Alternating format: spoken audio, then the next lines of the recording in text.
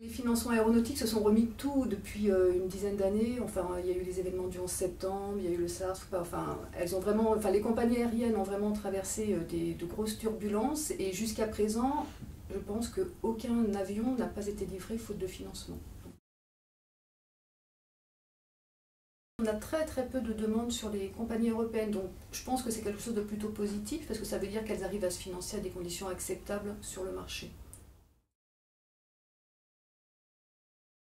Les financements aéronautiques présentent un énorme avantage, c'est qu'en général vous prenez une sûreté sur un actif qui a une très grande valeur et une valeur qui se maintient dans le temps, donc c'est vraiment un financement qui est très attractif.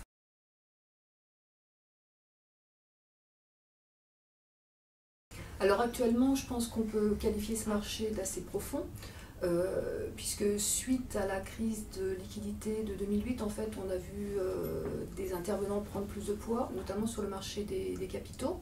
Et ces acteurs sont restés, et en même temps, maintenant, on a le marché bancaire qui est bien revenu.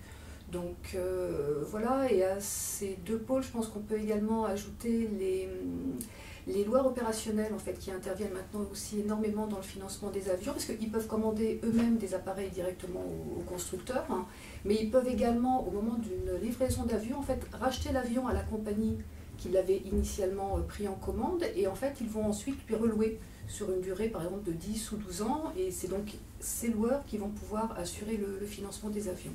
Donc là, je pense qu'actuellement, effectivement, le marché est assez vaste.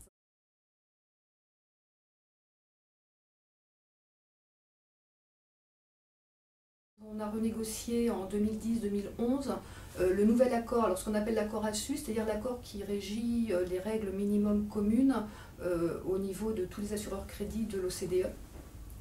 Et donc cet accord a été renégocié et signé en février 2011. En fait, maintenant, le crédit export n'est plus vraiment un avantage par rapport aux crédits commerciaux que ces compagnies donc, qui n'ont pas accès au crédit export peuvent trouver. Donc je pense qu'on a remis un level playing field en fait, entre les intervenants pays membres, constructeurs et non pays membres.